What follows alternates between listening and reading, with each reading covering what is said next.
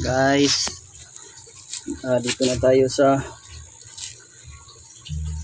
fish pond. Galing tayo sa BFAR, kumuha tayo ng 500 fingerlings. Ito yung fingerlings na nakuha ko. Yan. Ito ay 1 week old na fingerlings. Ito yung mainam na kunin na fingerlings kasi galing talaga sa ano to, hatchery. Hindi na yung malaki, kasi yung malaki na hindi mo na alam kung meron nang na-mix dun na mga hindi na same yung sizes. Ito talaga garantisado to, same sizes talaga to kapag pakainin mo. Yan, ito sila. Yung gagawin natin una nito, i-prepare natin muna sila sa tubig natin. Ayan, tubig to nila din dito sa loob. Yung gawin natin is maglagay lang muna tayo ng maliit na tubig galing sa pond natin. Kuha tayo ng kabo.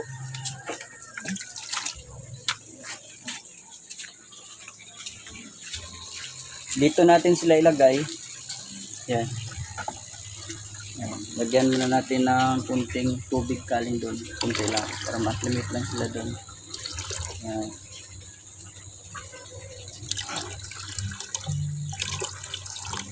Yan. Hintayin natin mga 10 minutes.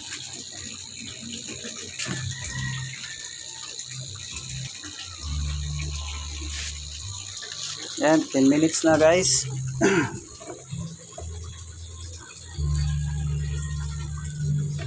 Yan na. So, ang gawin natin dito is bilangin natin kung ilan yung nandito. Sabi nila 500 pero bilangin natin kung ano yung ilan yung nandito sa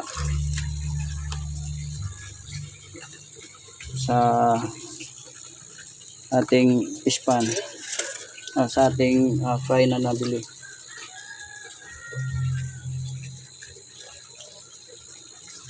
Yan.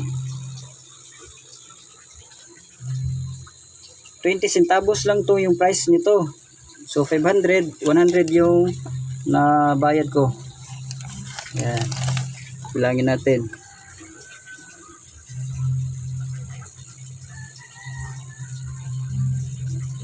Yan. 10. Hatiin natin sila dalawa yung lagyan natin na aquarium.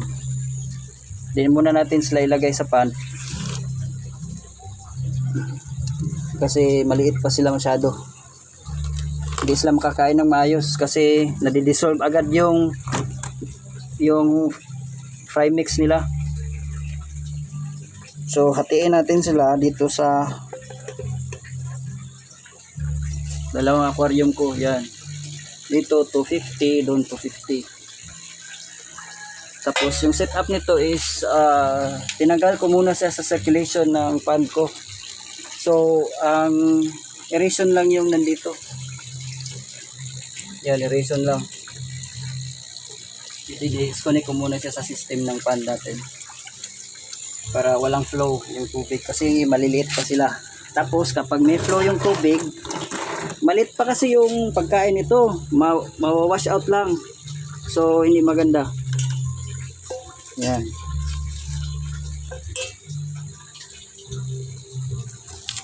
Oh. So ilagay natin doon yung hatiin natin to. Ilagay natin doon. Sige guys. Update ako mamaya pagkatapos kong malagay. So guys, nalagay na natin yung mga tilapia fingerlings natin dito sa ating aquarium. Stay muna natin sila dito ng 2 weeks dito. Yan, palikin natin ng konti. Yan sila.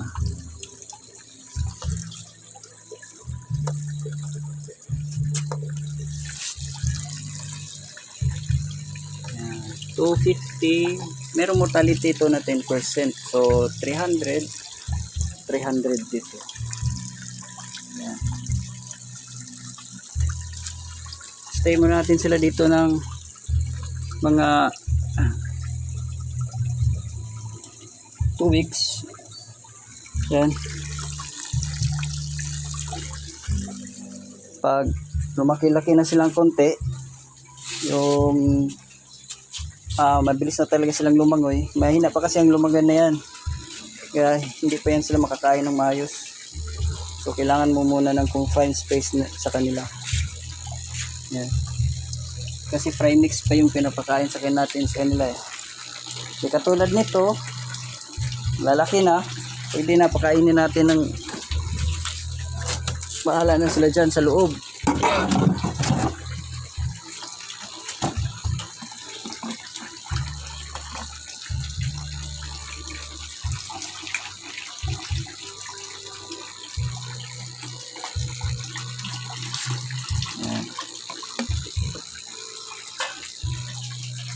Nag-usap pala kami doon sa bipar ng isang breeder nila doon na siya talagang nagbe-breed talaga sa mga tilapia doon.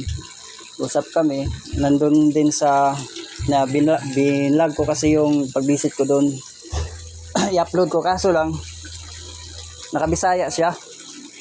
So explain ko lang yung mga sinabi niya dito, i-summarize ko lang is yung advice niya sa akin is sinabi ko sa kanya na kumukuha ako ng breeder dito sa unang batch na to.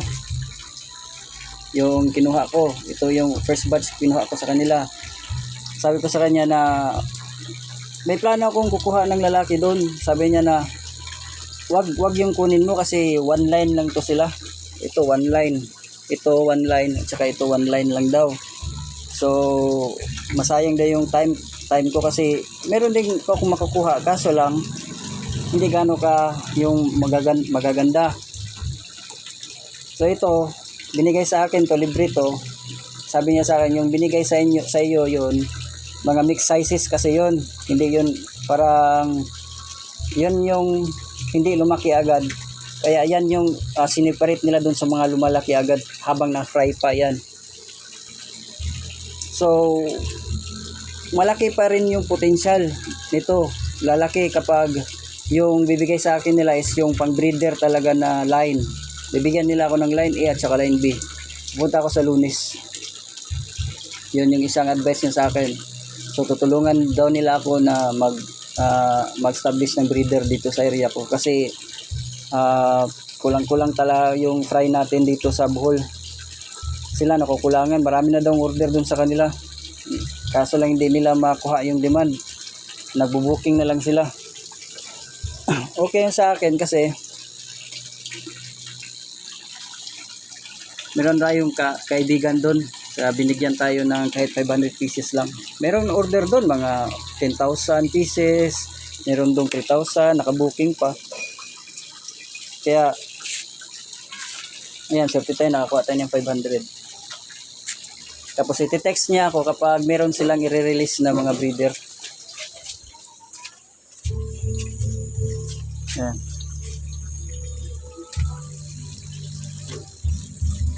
Wala pa dihang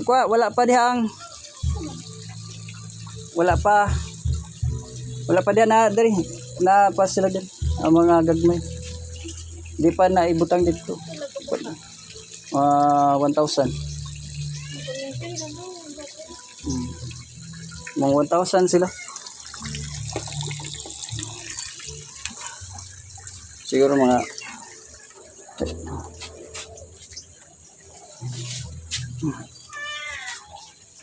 1,000 yung binigay sa akin, binilang ko kanina times 2. Sabi niya, sige lang, ikuan lang natin yan na parang mortality ba. I-check nila yung capabilities ko sa pagbuhay ng tilapia. Kasi nagulat sila kasi yung binigay sa akin dati, wala silang expectation sa akin na magkakaroon ako ng ganito. Pinakita ko kasi sa kanila yung video eh. From day 1 to yung day hanggang ngayon. Hindi nila na-expect nga makapalaki ako ng ganito. Ayan o. Expected talaga nila na hindi yun lalaki lahat. Mamamatay yun kasi akala nila na nagtatry lang ako. So sabi nila nga okay pala yung setup mo, pwede ka namin bigyan ng mga breeder. Sabi ko sige, bigyan mo ako ng breeder sir. Ayan. Ni-estimate din niya na based doon sa set up ko aeration sa pump ko. Pinaka maximum na grow out ko dito sa loob ng pan is 500 at saka 500 din. Ayan. Yan yung nagpa-estimate din ako sa kanila kung ano yung pinaka safe. Kasi kapag traditional ka, 100 lang talaga yung pwede mong ilagay dito kapag palakihin mo talaga. 100 doon, 100 din dito. Ayan.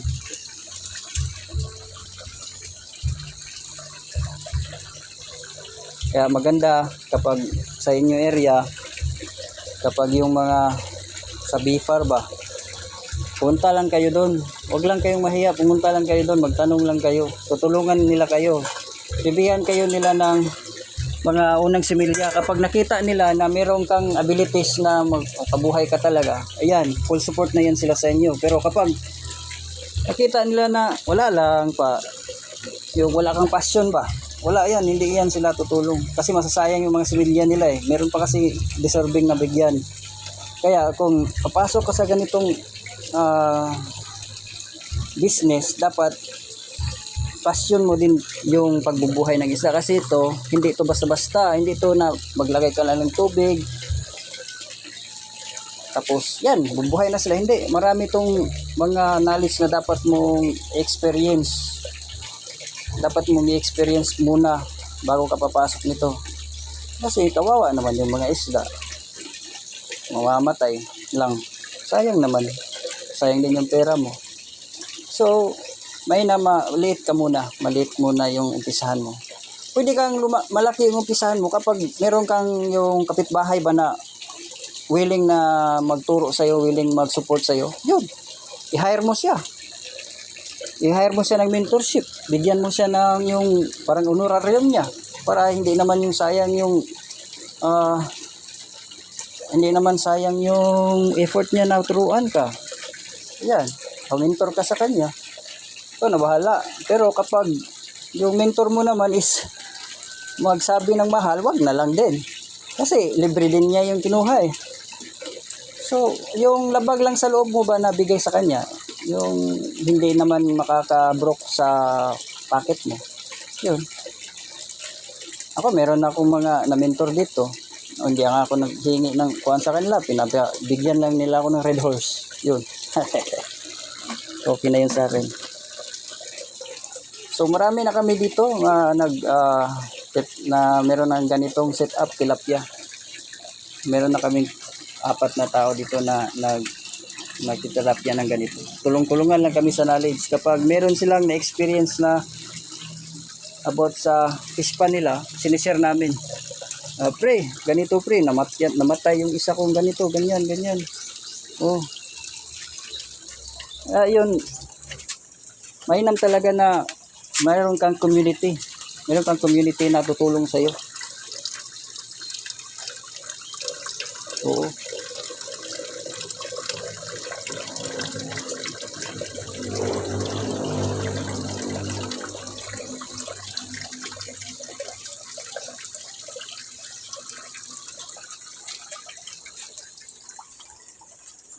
Kapag meron na kayong healthy community sa area nyo, tulong-tulungan na lang kayo na mag-share ng knowledge.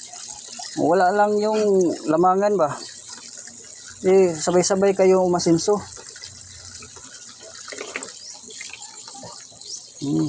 Kasi ito, meron talagang profit dito kapag magaling ka na. Yung profit nito is pag-breeding talaga. Yung marunong ka na mag-breed. Kung alam mo na yung padandaan, pasikot-sikot, yun.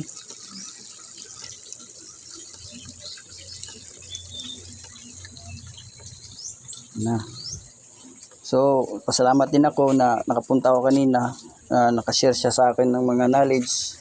Kasi yun siya, doon talaga siya nagtatrabaho. 3 years na siya doon, nagbe-breed ng hito, koi, meron siyang red tilapia doon. Siya yung nagbe-breed, siya yung nagkukulik ng mga similya, siya yung nag-prepare ng mga breeders. Yun. Kaibigan natin yun siya. Pwede tayo magtanong-tanong dun. Visit.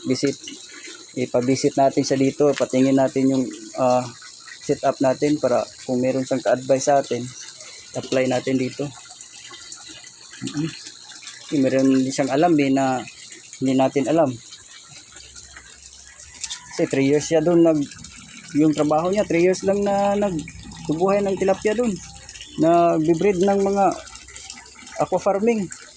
So, yun yung magandang maging barkada. Huwag tayong barkada doon sa mga nandun sa kalye lang na papainom. Oo. Kaya maganda pumili tayo ng mga kakilala. Kasi part din yan sa pagnegosyo. Dapat yung kakilala mo is yung meron ding mabibigay sa'yo para kapag asinso ka, makabigay ka din sa kanila. Yan. So, pero sabi niya sa akin na itry mo rin kasi gusto ko din mag-try, mag-breed. Kasi matagal pa yung magantay tayo ng nung magkuha tayo ng breeder size nila kasi maliit talaga yung bagay na breeder nila na maliit talaga, naka-fry, ganito pa rin. So mataas pa yung process na magkuha tayo na makatesting tayo ng breed. So for the meantime, gamitin mo natin to this si Bruno. Gamitin mo natin tong yung isang lalaki dito, tapos ito kapag 3 months, lumaki na to ng 3 months, 4 months, kukuha tayo ng babae dito sa batch na to. Yun yung ipa-breed natin sa Bruno natin dito na yun o, yan si Bruno.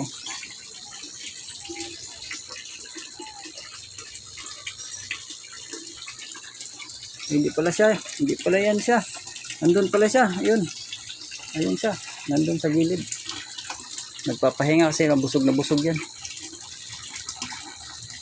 Mamaya na naman mga 2 hours hingi naman yan sila ng pagkain. Pero maraming sludge sa ilalim ng pan ko, pero hindi mabaho yung pan ko kasi naka-cycle siya ng maayos. Meron akong nitrifying bacteria dito na established talaga, kaya hindi mabaho. Nandiyan lang yung sludge yan, walang kumakuha ng sludge ko, wala. Merong sludge yan sa ilalim, wala yan, walang linis-linis ng sludge yan. Water change lang ako ng konti.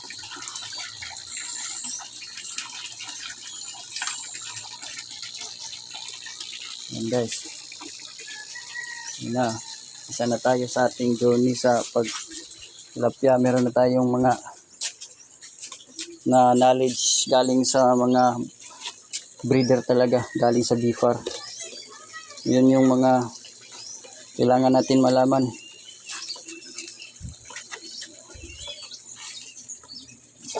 Lagyan natin ng cover po.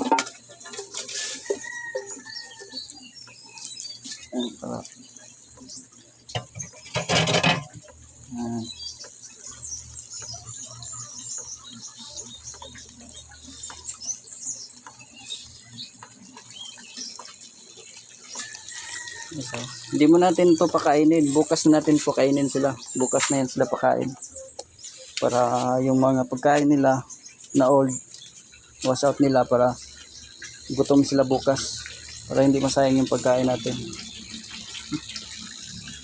Fry ito, hindi tayo magpakain ng marami sa fry kasi kunti lang yung kinakain nila. Pakain lang tayo is morning at saka noon at saka afternoon, 3 times lang. Hindi katulad nito na kapag gutom sila, bigay tayo ng bigay.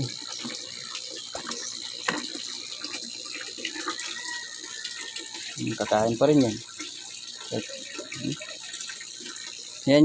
Yan yung indication na yung tilapia mo healthy.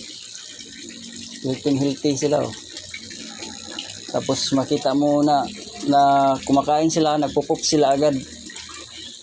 Ayan, malakas yung digestive system nila. Kasi makikita mo, ayan o, meron silang poops. Every pakain mo sa kanila, after 1 hour, meron silang poops agad.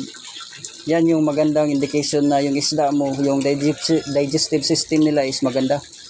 Kaya gusto ko yung tank ko, yung fish pan ko is clear, hindi yung green, para makita ko talaga yung yung sitwasyon sa loob ng pan. So guys, Salamat sa panonood at salamat din sa inyo lahat na nag-subscribe. Okay lang yan, kahit 5. Marami din tayo din. Importante, consistent lang tayo sa trabaho natin. Ayan.